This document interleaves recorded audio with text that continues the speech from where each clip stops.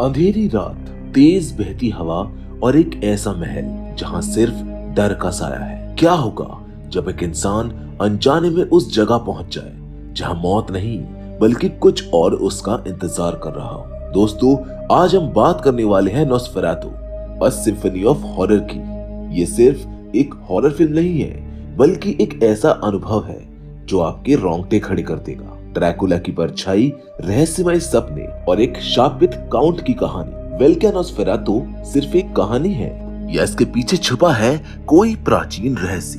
Well, इस कहानी को शुरू करने से पहले मैं आपको नॉस्फेरातु के बारे में कुछ बात बताना चाहता हूँ। नॉस्फेरातु एक काल्पनिक वैम्पायर कैरेक्टर है जिसे 1922 में बनी German silent horror film Nosferatu, a symphony of horror में दिखाया गया था। ये किरदार ब्रैम स्टोकर के ड्रैकुला उपन्यास से प्रेरित था, लेकिन कॉपीराइट्स की वजह से इसका नाम चेंज कर दिया गया। अगर हिंदी में इसका अर्थ देखा जाए तो नॉस्फेरातु का मतलब वैम्पायर ही होता है। तो चलिए अब शुरू करते हैं इस रहस्यमय कहानी को। Hollywood silver screen presenting Nosferatu. कहानी की शुरुआत एलन नाम की एक लड़की से होती है जो एक अंधेरे कमरे में रो रही थी और किसी गार्डियन एंजल या स्पिरिट को बुला रही थी। तभी कोई रहस्यमय आवाज उसको जवाब देती है कि तुमने मुझको जगा दिया है, अब तुम मेरी हो। एलन खुद को उस रहस्यमय शक्ति को सौंप देती है और अगले ही पल वो किसी और दुनिया में पहुंच जाती है जहां पर वो और वो रहस्यमय इंसान इंटीमेट हो जाते हैं। और तभी अचानक ही वो रहस्यमय परछाई एक भयानक रूप ले लेती है। एलन का शरीर अजीब तरह से कांपने लगता है और तभी उसकी आंखें खुल जाती है। वो अपने बेडरूम में होती है, लेकिन ये एक बुरा सपना था या फिर कुछ और, हमें कहानी में आगे पता चलेगा। एलन और उसका पति थॉमस 1838 में विस्बी में रहा करते थे। दोनों एक दूसरे से बेहद प्यार करते थे। थॉमस एक रियल एस्टेट एजेंसी में काम करता था जिसे अपने ऑफिस से ट्रांसिल्वेनिया जाने के ऑर्डर्स मिलते हैं क्योंकि उसको वहां पर काउंट लॉक नाम के एक अमीर क्लाइंट के लिए घर खरीदने का काम सौंपा जाता है। थॉमस को 6 हफ्तों के लिए ट्रांसिल्वेनिया जाना था, लेकिन एलन को ये मंजूर नहीं था। वो कहती है कि उसको बुरा महसूस हो रहा है, मानो थॉमस के जाने से कोई अनहोनी होने वाली हो।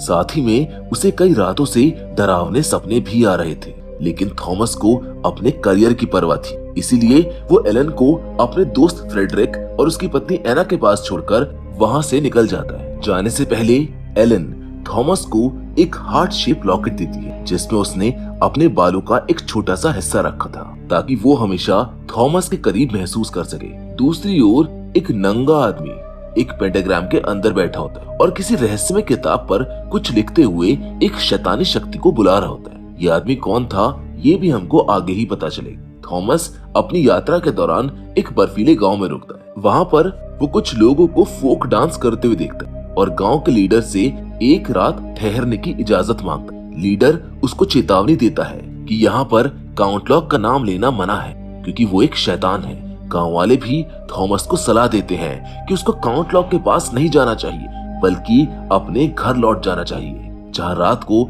थॉमस को एक और अजीब सपना आता है। वो देखता है कि कुछ लोग एक नग्न औरत को घोड़े पर बैठाकर ले जा रहे हैं और गांव का लीडर एक कब्र खोदकर उसमें पड़े मृत शरीर के दिल पर छूना घोंप देता है जिससे खून बहने लगता है।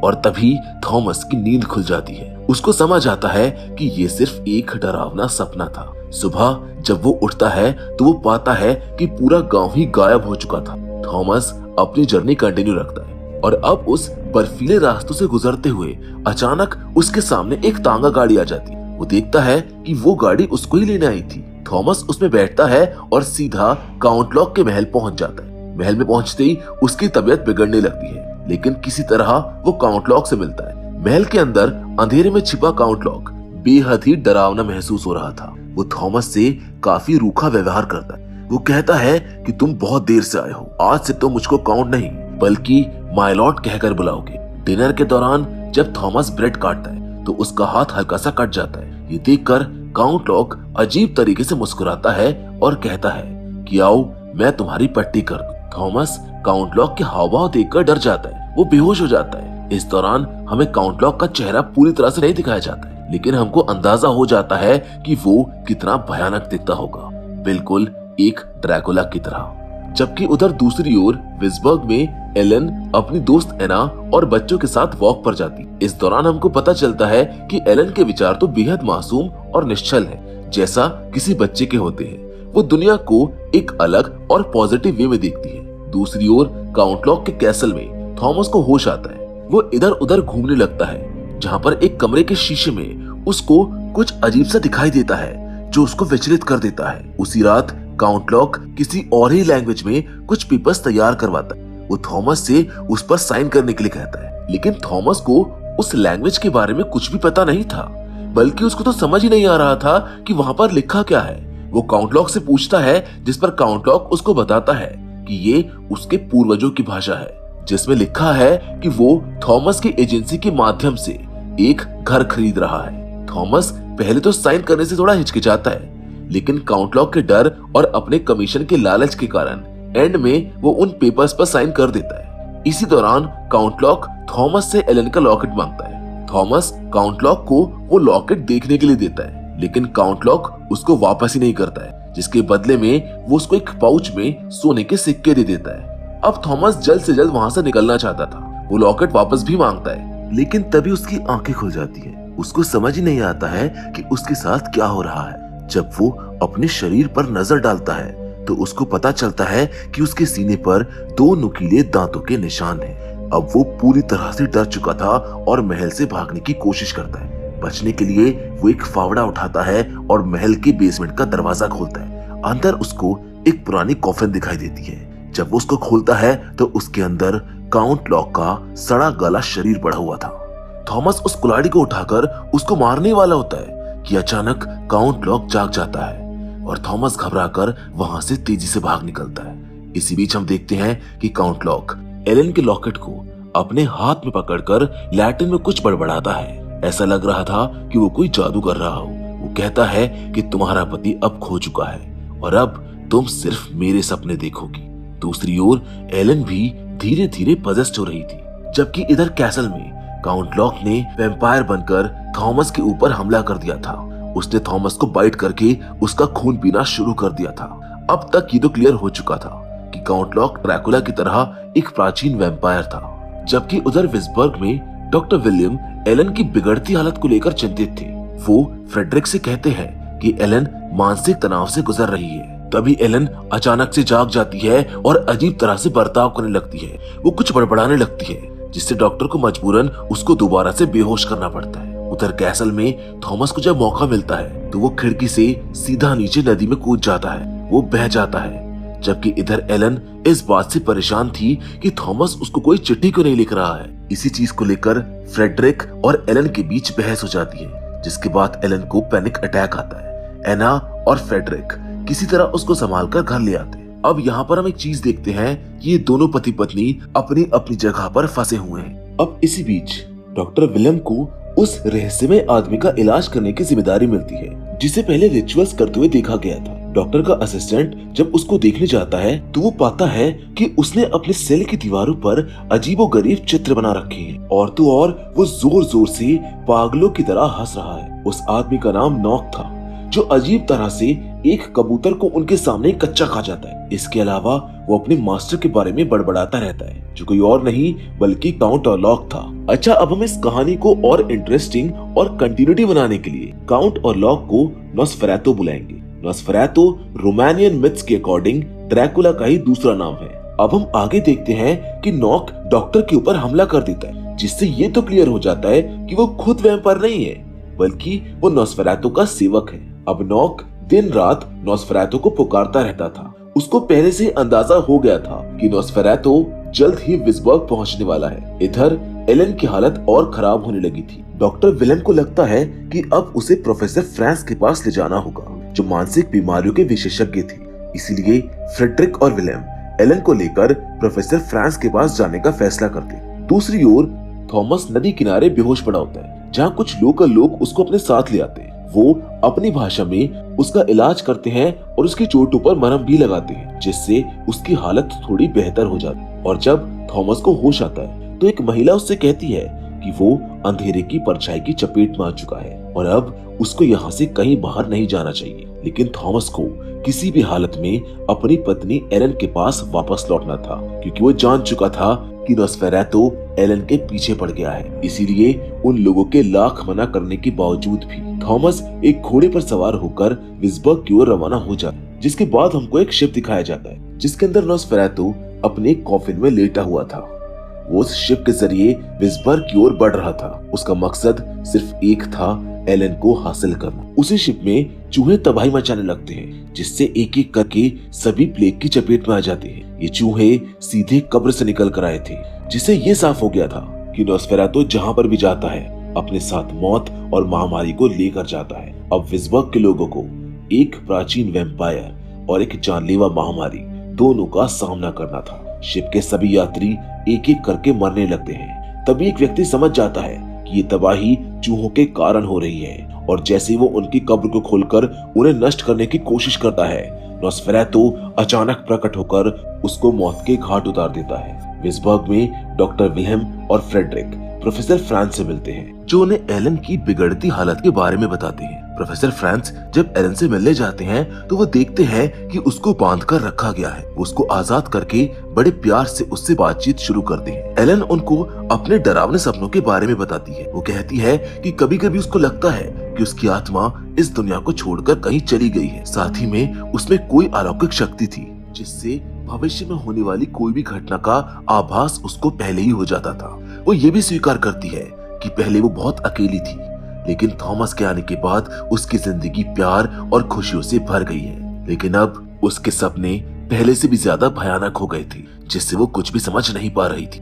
तभी अचानक एलन की तबीयत और बिगड़ जाती है और वो पजेस्ड हालत में अपने शरीर को अजीब तरह से पटकने लगती है। प्रोफेसर फ्रांस उसकी जांच करने के लिए उसके शरीर में एक सुई चुभाते हैं, लेकिन एलन को कोई भी एहसास नहीं होता है। इससे प्रोफेसर समझ जाते हैं कि एलन की आत्मा इस दुनिया में नहीं है। दरअसल एलन को किसी मानसिक बीमारी की नहीं, बल्कि किसी दुष्ट आत्मा के नियंत्रण में होने की समस्या थी।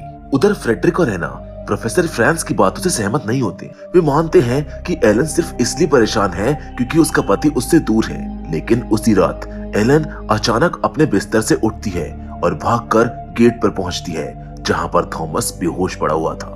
उसी समय हम उस शिप को भी देखते हैं जिसके अंदर नॉस्फेरातु था। वो भी अब विज़बर्ग पहुंच चुका था।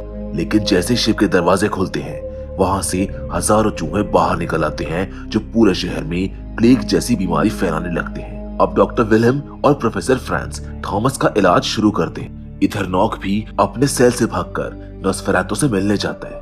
नॉस्फेरातु की बातों से ये साफ हो जाता है कि वो एलन को जबरदस्ती अपने साथ नहीं ले जा सकता है, बल्कि एलन को खुद अपनी इच्छा से उसके पास आना होगा। इसीलिए वो कुछ ऐसा करने वाला था जिससे एलन खुद उसके पास आने के लिए मजबूर हो जाए। अब शहर में हर रोज लोगों की मौत होने लगती है। अब ये साफ था कि ये नॉस्फेरातु की वजह से हो रहा है। डॉक्टर विल्हेम और प्रोफेसर फ्रांस अब प्लेग पीड़ितों की जांच करते हैं। उनको पता चलता है कि मरने वाले लोगों के शरीर पर चूहों के काटने के निशान थे, लेकिन उनके शरीर में एक बूंद भी खून नहीं बचा था। अब ये देखकर प्रोफेसर फ्रांस को संदेह हो जाता है कि ये किसी राक्षसी ताकत का काम है। अब ये नॉक से पूछताछ करना चाहते थे, क्योंकि उन्हें यकीन था कि उसे इस बारे में जरूर कुछ न कुछ पता होगा। लेकिन नॉक तो पहले ही अपने सेल से भाग चुका था। प्रोफेसर फ्रांस तुरंत ऑर्डर देते हैं कि नॉक को जल्द से जल्द ढूंढा जाए। इसी बीच फ्रेडरिक अभी भी वैम्पायर जैसी बातों पर यकीन नहीं कर रहा था, बल्कि वो डॉक्टर विल्हेम और प्रोफेसर फ्रांस से बदतमीजी से बात करने लगता है। अब नॉस्फेरातु अपनी ताकत से पूरे शहर को हिप्नोटाइज कर देता है, जिससे लोग अपने अपने घरों में ही मरने लगते हैं और पूरे विज़बर्ग में आतंक मच जाता है। इस दौरान थॉमस भी अब डरावने सपने देखने लगता है। वो नींद में ही एलन से दूर जाने के लिए कहता है, जिससे एलन का दिल बैठ जाता है। इसीलिए अब वो एना के साथ सोने लगती है। लेकिन आधी रात को एलन को एक भयानक सपना आता है। सपने में वो खुद को नॉस्फेरातु के सामने पाती है। चांदनी रात में दोनों एक दूसरे के सामने होते हैं। तभी नॉस्फेरातु एलन से कहता है कि तुम्हारे पति ने एक कॉन्ट्रैक्ट पर साइन किया है और इसके तहत उसने तुम्हें मुझको बेच दिया है। लेकिन हम जानते हैं कि ये सच नहीं था। और अब हमको यहाँ पर पता चलता है कि थॉमस ने जिन पेपर्स पर साइन किए थे वो किसी हाउस के पेपर्स नहीं थे, बल्कि वो एक अजीब भाषा में लिखा हुआ नॉस्फेरातु के साथ किया गया एक समझौता था। इस समझौते के अनुसार नॉस्फेरातु का अधिकार था कि वो एलन को थॉमस से छीन सकता है। नॉस्फेरातु एलन से साफ शब्दों में कहता है कि उसके पास केवल 3 दिन है। या तो वो खुद नोस्फेरातु के पास आने के लिए तैयार हो जाए या फिर अपने सबसे करीबी लोगों को खोने के लिए। वो ये भी कहता है कि एलन कोई साधारण इंसान नहीं है, इसीलिए वो इंसानों के बीच नहीं रह सकती है, उसे अंततः उसके पास ही आना होगा। ये सुनकर एलन नोस्फेरातु को चुनौती देती है और कहती है कि वो उससे प्यार नहीं करती है, उसकी जिंदगी में सिर्फ थॉमस के लिए ही जगह है। इन दोनों की बातचीत से ये तो क्लियर हो जाता है कि एलन पहले से ही नोस्फेरातु को जानती थी और उसके प्रति वो आकर्षित भी थी। अब इसी बहस के बीच में अचानक एलन की आंख खुल जाती है और वो देखती है कि एना फर्श पर पड़ी हुई है, जबकि बहुत सारे चूहे उसका शरीर कुतर रहे हैं। ये एक बहुत खतरनाक सीन होता है जिसको देखकर एलन चीख उठती है। अगली सुबह एना और फ्रेडरिक एलन को बताती हैं कि उनको ऐसा महसूस हुआ जैसे कोई छाया उनके शरीर के पास भटक रही थी और उनके खून को चूस रही हो। ये सुनकर एलन समझ जाती है कि ये सब नोस्फेरातु का ही काम है, जो उसको कमजोर करने के लिए ऐसा कर रहा था। एलन इन सब चीज के बारे में फ्रेडरिक को समझाने की कोशिश करती है, लेकिन वो कुछ भी सुनने के लिए तैयार ही नहीं होता है। और जब एलन उससे पूछती है कि वो उससे इतनी नफरत क्यों करता है, तो फ्रेडरिक जवाब देता है कि वो उससे नफरत नहीं करता है, लेकिन उसकी परी कथा जैसी मासूमियत उसको पसंद नहीं है। उसको लगता है कि जीवन बहुत कठोर होता है, जबकि एलन उसकी गंभीरता को सही से नहीं लेती है। इस बहस के बाद फ्रेडरिक थॉमस और एलन से कहता है कि वो उसका घर छोड़ दे। दूसरी ओर प्रोफेसर फ्रांस को लगता है कि नॉक ही वो शख्स है जो नोस्फेरातु के बारे में जरूरी जानकारी दे सकता है। जिसके बाद फ्रांस लाइब्रेरी में जाकर किताबों को खंगालने लगते हैं, सिर्फ इस उम्मीद में ताकि कोई उनको सुराग मिल सके। और सौभाग्य से प्रोफेसर फ्रांस को फ्लोरबॉय के नीचे एक किताब मिल जाती है जिसमें नॉक द्वारा नोस्फेरातु के बारे में लिखा हुआ था। इसके बाद अगले सीन में दिखाया जाता है कि एलन और थॉमस फ्रेडरिक का घर छोड़कर अपने घर वापस लौट आते, जबकि पूरे शहर में प्लेग और दंगे भड़के हुए थे। फ्रांस फ्रेडरिक से कहता है कि उसको थॉमस और एलन से मिलना होगा क्योंकि उनकी जान खतरे में है, लेकिन फ्रेडरिक इस बात को गंभीरता से नहीं लेता है। इस मुद्दे पर वो एक बार फिर से बहस करने लगता है क्योंकि फ्रांस का मानना था कि नोस्फेरातु को वापस उसके घर भेजना बहुत जरूरी है। अगर वो थॉमस और एलन का पीछा करता रहा तो वो यहाँ पर भी आ जाएगा और तबाही मचा देगा। आखिरकार वो इस निष्कर्ष पर पहुंचते हैं कि दिन के उजाले में जब नोस्फेरातु अपनी कब्र में सोया होगा तभी उसको मारा जा सकता है। लेकिन ये प्लान फ्रेडरिक को परेशान कर देता है। वो फ्रांस को अपने कमरे से बाहर निकाल देता है। फ्रांस चेतावनी देते हुए कहते हैं कि अगर नोस्फेरातु ने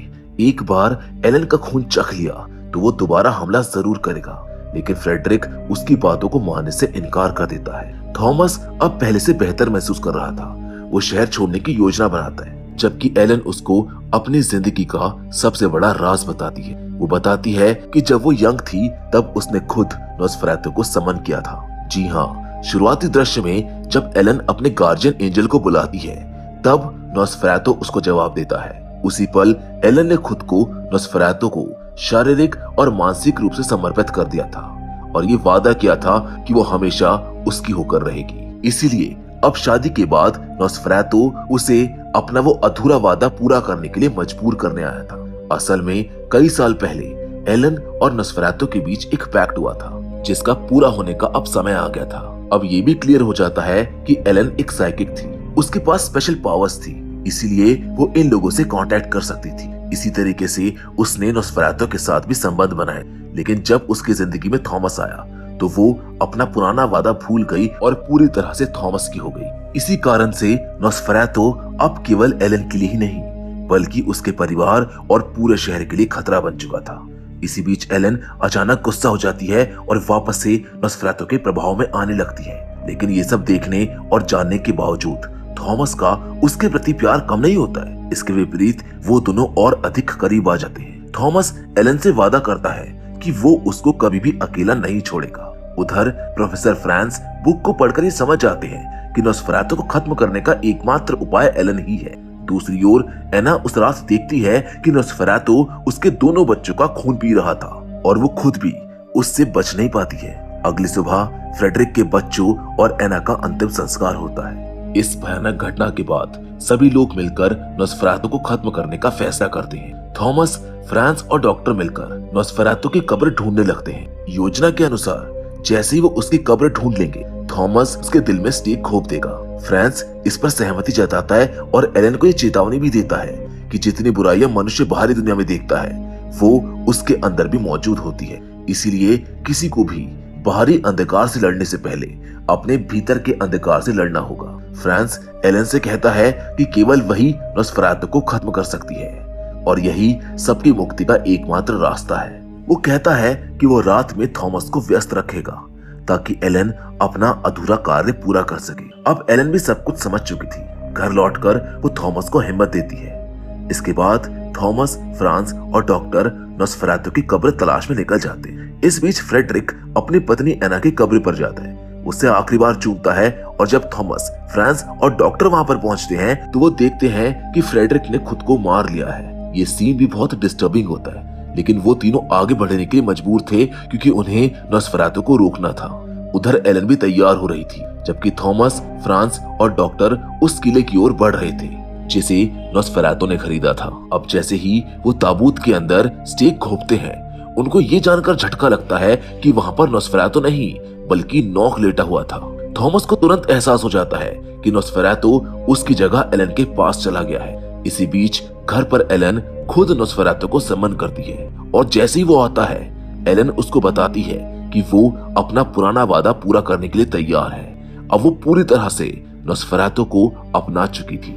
दोनों एक दूसरे के करीब आते हैं और किस करते हैं। इसके बाद नॉस्फेरातु एलन के चेस्ट पर अपने दांत गाड़ देता है और उसका खून पीने लगता है, जो कि उनके मिलन की निशानी थी। एलन भी इस पर कोई विरोध नहीं करती है, बल्कि वो खुद को पूरी तरह से नॉस्फेरातु को सौंप देती है। अब ये दोनों एक हो जाते हैं और नॉस्फेरातु अपनी प्रेमिका के खून में डूबा होता है। इसी तरह सुबह हो जाती है, जहां खुली खिड़की से आती हुई सूरज की पहली किरण नॉस्फेरातु के शरीर पर पड़ती है और वो धीरे धीरे दम तोड़ने लगता है। उसे ये समझने का मौका भी नहीं मिलता कि एलन ने उसको धोखा दिया है। वो भी एलन को छोड़ना नहीं चाहता था, इसीलिए वो सूरज की रोशनी में भी उसके पास ही लेटा रहता है, जो जलकर राख हो जाता है। दूसरी ओर एलन की भी ज्यादा खून बहने की वजह से बिस्तर पर ही मौत हो जाती है और जब थॉमस वापस आता है तो उसे बिस्तर पर नॉस्फेरातु और एलन की बॉडीज मिलती हैं, जिससे वो पूरी तरह से टूट जाता है और नॉस्फेरातु की मौत के साथ ही इस पूरे शहर को उसके श्राप से आजादी मिल जाती है, जिसके साथ ये फिल्म यहीं पर खत्म हो जाती है। तो दोस्तों, ये थी नॉस्फेरातु फिल्म की पूरी कहानी। इसकी कहानी भले ही सिंपल लगे, लेकिन इसके डार्क थीम, सिनेमेटोग्राफी और हॉरर एलिमेंट्स इसको बेहद खास बनाते हैं। नॉस्फेरातु सिर्फ एक वैम्पायर नहीं था, बल्कि वो सिनेमा के इतिहास का एक क्लासिक मास्टरपीस है। अगर आप हॉरर और गॉथिक स्टोरीज के फैन हैं, तो ये फिल्म आपको जरूर देखनी चाहिए। अब क्या आपको ये फिल्म पसंद आई है और क्या आप इसे ड्रैकुला से बेहतर मानते हैं? अपने विचार हमें कमेंट में जरूर बताइएगा। बाकी फिलहाल आज के इस वीडियो में बस इतना ही, लेकिन हम फिर से जरूर मिलेंगे और वो भी एक और नई इंटरेस्टिंग कहानी के साथ। लेकिन हमेशा की तरह तब तक के लिए धन्यवाद।